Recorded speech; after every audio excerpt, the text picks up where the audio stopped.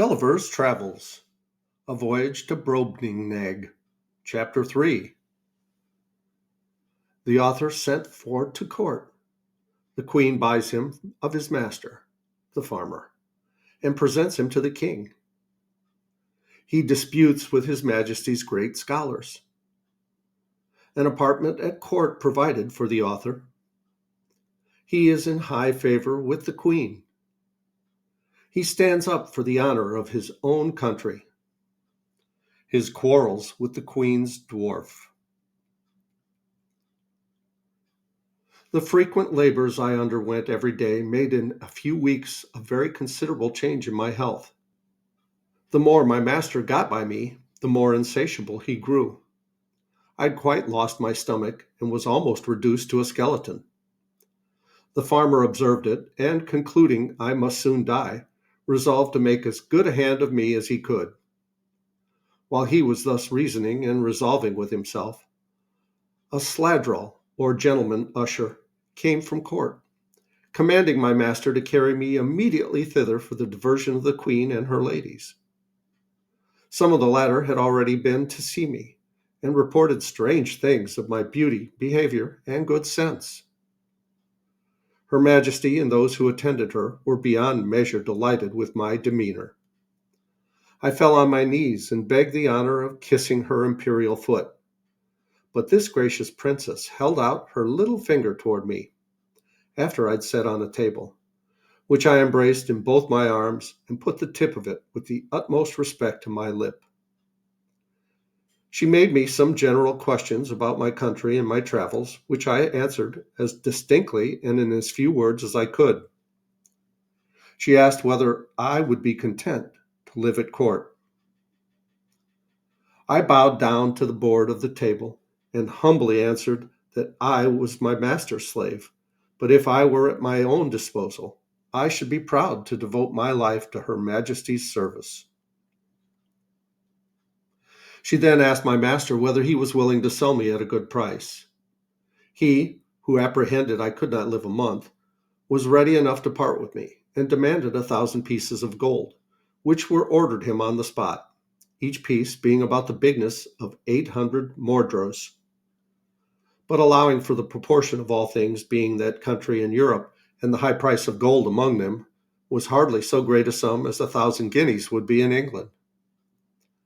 I then said to the queen, since I was now Her Majesty's most humble creature and vassal, I must beg the favor that Glumdalclitch, who had always tended me with so much care and kindness, and understood to do it so well, might be admitted into her service and continue to be my nurse and instructor.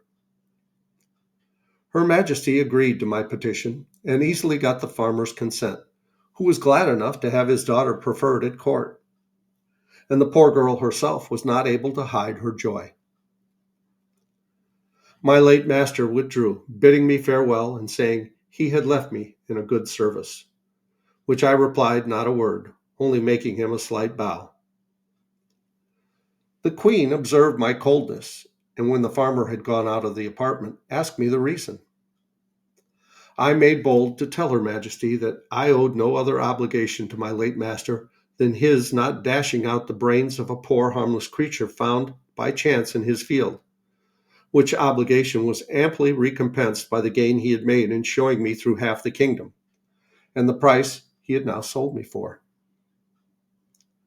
That the life I had since led was laborious enough to kill an animal of 10 times my strength, that my health was much impaired by the continual drudgery of entertaining the rabble every hour of the day, and that if my master had not thought my life in danger, Her Majesty perhaps would not have got so cheap a bargain.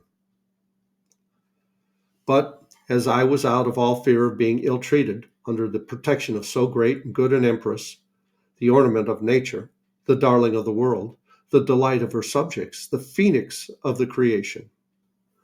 So I hoped my late master's apprehensions would appear to be groundless, for I already found my spirits to revive by the influence of her most august presence. This was the sum of my speech, delivered with great improprieties and hesitation. The latter part was altogether framed in the style peculiar to that people, whereof I learned some phrases from Glumdalclitch while she was carrying me to court. The Queen, giving great allowance for my defectiveness in speaking, was, however, surprised at so much wit and good sense in so diminutive an animal. She took me in her own hand and carried me to the king, who was then retired to his cabinet. His Majesty, a prince of much gravity and austere countenance, not well observing my shape at first view, asked the Queen, after a cold manner, how long it was since she grew fond of a splatnook. For such, it seems, he took me to be, as I lay upon my breast in her Majesty's right hand. But this princess, who was an infinite deal of wit and humor, set me gently on my feet upon the scrutoire, and commanded me to give his Majesty an account of myself, which I did in very few words. And Glumdalclitch, who attended at the cabinet door, and could not endure I should be out of her sight, being admitted, confirmed all that had passed from my arrival at her father's house.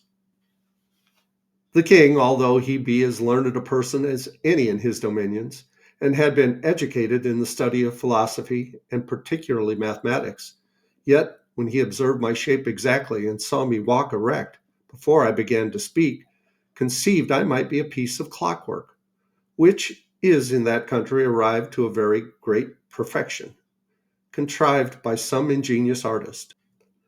But when he heard my voice and found what I delivered to be regular and rational, he could not conceal his astonishment. He was by no means satisfied with the relation I gave him of the manner I came into his kingdom, but thought it a story concerted between Glumdalclitch and her father, who had taught me a set of words to make me sell at a higher price.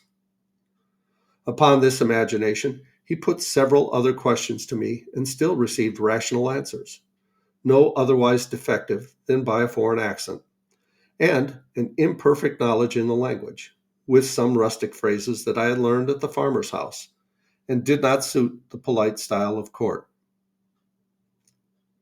His Majesty sent for 3 great scholars who were then in their weekly waiting, according to the custom of that country. These gentlemen, after they had a while examined my shape with much nicety, were of different opinions concerning me. They all agreed that I could not be produced according to the regular laws of nature, because I was not framed with the capacity of preserving my life either by swiftness or climbing of trees, or digging holes in the earth. They observed my teeth, which they viewed with great exactness, that I was a carnivorous animal. Yet most quadrupeds being an overmatch for me, and field mice, with some others too nimble, they could not imagine how I should be able to support myself unless I fed upon snails and other insects, which they offered, by my learned arguments, to evince that I could not possibly do.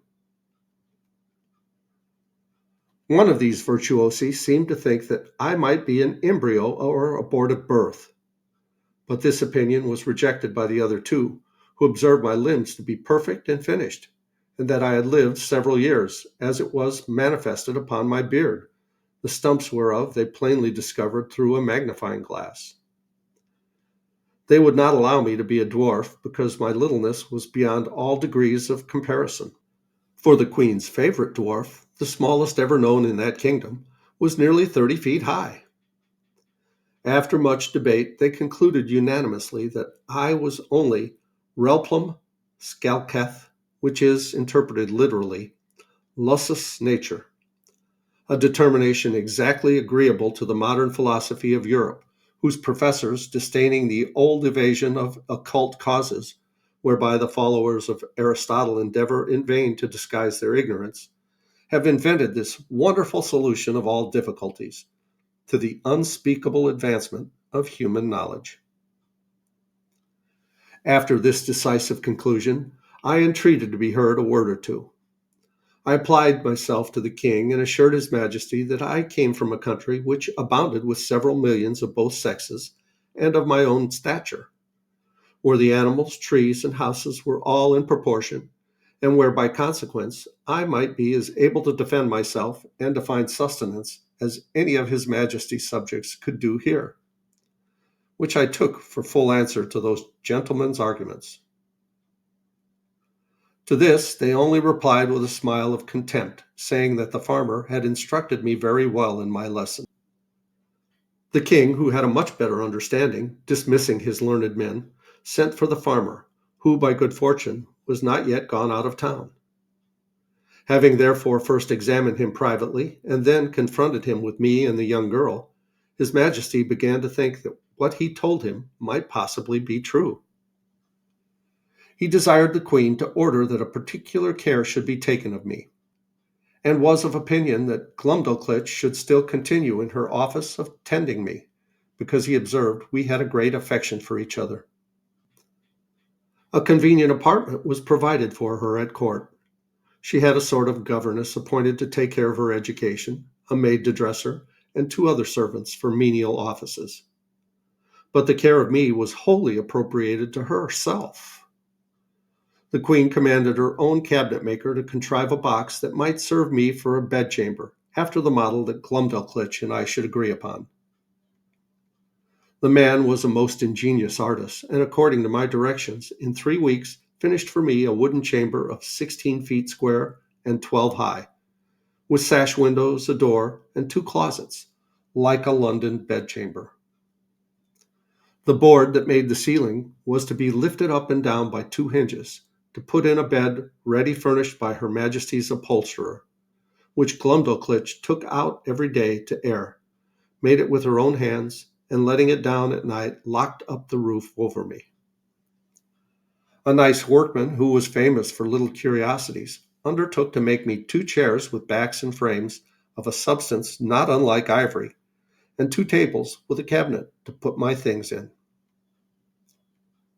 The room was quilted on all sides, as well as the floor and the ceiling, to prevent any accident from the carelessness of those who carried me, and to break the force of a jolt when I went in a coach. I desired a lock for my door to prevent rats and mice from coming in. The smith, after several attempts, made the smallest that ever was seen among them, for I have known a larger at the gate of a gentleman's house in England. I made a shift to keep the key in a pocket of my own, fearing Glumdalclitch might lose it. The queen likewise ordered the thinnest silks that could be gotten, to make me clothes, not much thicker than an English blanket, very cumbersome until I was accustomed to them. They were, after the fashion of the kingdom, partly resembling the Persian and partly the Chinese, and are a very grave, decent habit. And I think we'll pause here and we'll continue with this chapter in the next video. Please like, subscribe, leave a comment below. Thanks so much for watching. I love you guys. As Tigger says, ta-ta for now.